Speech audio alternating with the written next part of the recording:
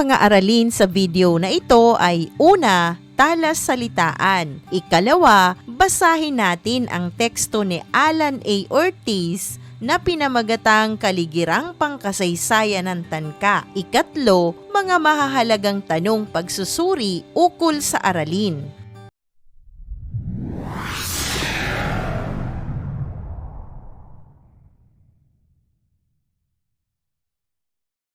Dumako na tayo sa ating talasalitaan. Alamin natin at unawain ang kahulugan ng mga piling salita na ginamit sa aralin. Unang bilang, antolohiya, kalipunan o koleksyon ng mga akdang pampanitikan tulad ng mga tula, kwento, sanaysay o dula na isinulat ng isa o higit pang manunulat. Ikalawa, bahagdan, sukat o porsyento ng isang kabuuan. Karaniwang ginagamit sa pagpapakita ng proporsyon o bilang. Ikatlo, madamdaming pagpapahayag, taos-pusong paglalahad ng damdamin o emosyon sa pamamagitan ng salita, kilos o sining.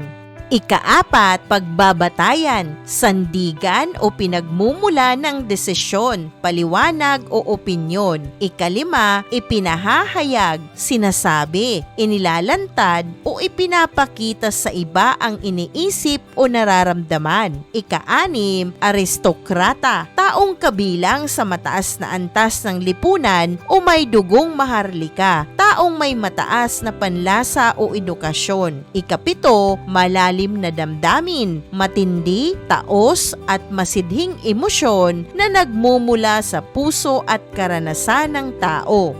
Ating naunawaan ang kahulugan ng mga piling salita sa ating talasalitaan. Dumako tayo sa teksto na isinulat ni Alan A. Ortiz na pinamagatang Kaligirang Pangkasaysayan ng Tanka. Ang tanka ay isang uri ng tula na may 5 taludtod at ito ay nagmula noong ika-8 siglo. Ang pinakaunang tanka ay matatagpuan sa Manyoshu o Collection of 10,000 Leaves, isang antolohiya ng mga tula na naglalaman ng 4,500 na tula, kung saan 70 bahagdan nito ay tanka. Sa panahong lumabas ang Manyoshu, nagsimulang pahalagahan ng mga makatang Hapon ang kanilang wika sa pamamagitan ng madamdaming pagpapahayag. Ang mga unang makatang Hapon ay sumusulat sa wikang Tsino sapagkat eksklusibo lamang ang wikang Hapon sa pagsasalita at wala pang sistema ng pagsulat. Sa pagitan ng ika-5 hanggang ika-8 siglo, isang sistema ng pagsulat ng Hapon ang nilinang na mula sa karakter ng pagsulat sa Tsina upang ilarawan ang tunog ng Hapon. Tinawag na kana ang ponemikong karakter na ito na ang ibig sabihin ay hiram na mga pangalan. Noong panahong nakumpleto na ang Manyoshu, nagsimulang pahalagahan ng mga makatang Hapon ang wika nila sa pamamagitan ng madamdaming pagpapahayag. Kung historikal ang pagbabatayan, ipinahahayag ng mga Hapon na ang Manyoshu ang simula ng panitikan nilang nakasulat na matatawag nilang sariling-sarili nila. Maikling awitin ang ibig sabihin ng tanka. Ito ay puno ng damdamin at karaniwang nagpapahayag ng emosyon o kaisipan. Karaniwang paksa nito ay pagbabago, pag-iisa o pag-ibig. Ang tanka ay naging daan ng pagmamahalan upang magpahayag ng damdamin sa isa't isa. Ang mga aristokrata ay ginagamit din ang tanka sa paglalaro kung saan lilikha ng 3 taludtod at dudugtungan naman ng ibang tao ng 2 taludtod upang mabuo ang isang tanka. Maikling awitin ang tanka na binubuo ng 31 pantig na may 5 taludtod. Karaniwang hati ng pantig sa mga taludtod ay 3-7-2-5 o di kaya 5-7 5 at 27 o maaaring magkapalit-palit din na ang kabuuan ng pantig ay 31 pantig pa rin. Karaniwang paksa nito ay pagbabago, pag-ibig at pag-iisa, kaya't sa paglikha ng tanka, maaari nating gamitin ang kakaunting salita upang magpahayag ng malalim na damdamin at makapagbigay inspirasyon sa isa't isa.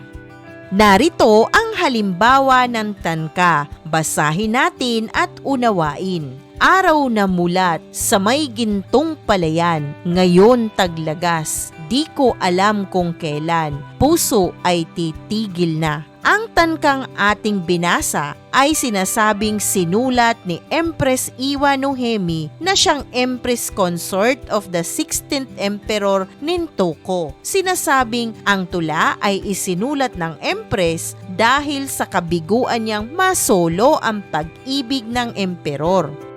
Narito ang ikalawang halimbawa ng tanka. Basahin natin at unawain. Sa Muraski, ang bukid ng palasyo, pag pumunta ka, huwag ka sanang makita na kumakaway sakin. Ang tanka ay isinulat noong ika-7 siglo ni Prinsesa Nokata. Isinulat niya ito noong dumalo siya ng ceremonial gathering of the herbs noong ika-6 ng Mayo, taong 668 na inorganisa ni Emperor Tenji, isa si Prinsesa Nokata sa mga consorts ng naturang emperor. Inalay niya ito sa kanyang dating asawa na si Prince Oma.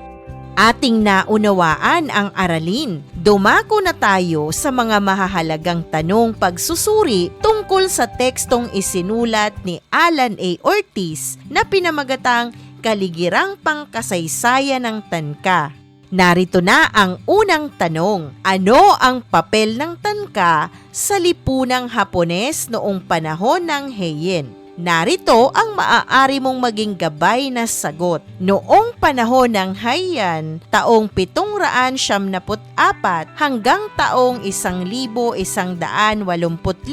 naging gintong panahon ng tanka sapagkat ito ang pangunahing paraan ng mga maharlika at makata sa pagpapahayag ng damdamin. Ginagamit nila ang tanka sa pakikipag-ugnayan sa korte imperial at madalas ding ipinapadala sa mga liham ng pag-ibig. Dito naging pino at masining ang wikang pampanitika ng Japan.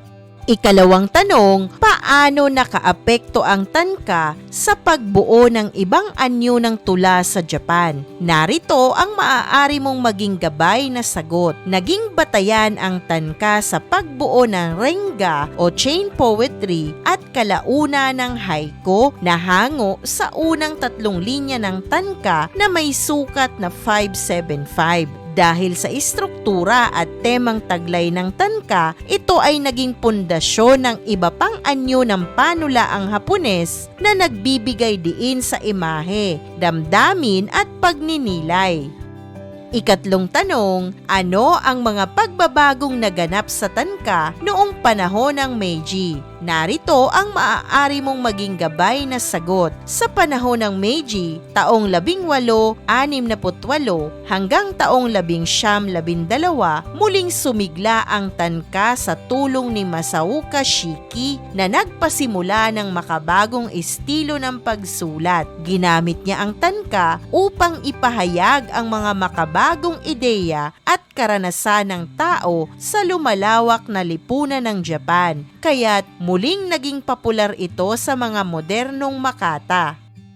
Ika-4 na tanong, ano ang kahalagahan ng tanka sa paghubog ng kulturang Hapones? Narito ang maaari mong maging gabay na sagot. Ang tanka ay nagsilming salamin ng kaluluwa at damdaming Hapones na nagpapakita ng kanilang pagpapahalaga sa kalikasan, katahimikan at damdamin. Sa pamamagitan ng tanka na ipapakita ng mga Hapones ang estetika ng wabi-sabi, ang kagandahan sa kasimplihan at panandalian na siyang ugat ng kanilang sining at kultura.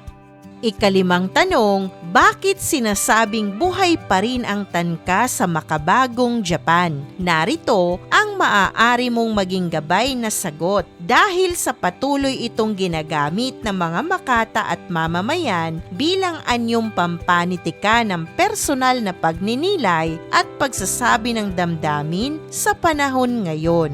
Bagamat maikli, ang tanka ay nananatiling makabuluhan dahil sa kakayahan nitong ipahayag ang lalim ng kaisipan sa ilang linya lamang, kaya't nakikibagay ito sa makabagong kultura ng Japan. Isang mahalagang aralin muli ang iyong napanood. Maraming salamat sa panonood sa channel na Aralin sa Filipino. Huwag mag-atubiling mag-comment ng inyong tanong, suggestions o paglilinaw ukol sa aralin. Munting kahilingan sa iyong kaibigan, paki-like, share and subscribe para updated ka sa mga susunod pang bagong video ng Aralin mo sa Filipino.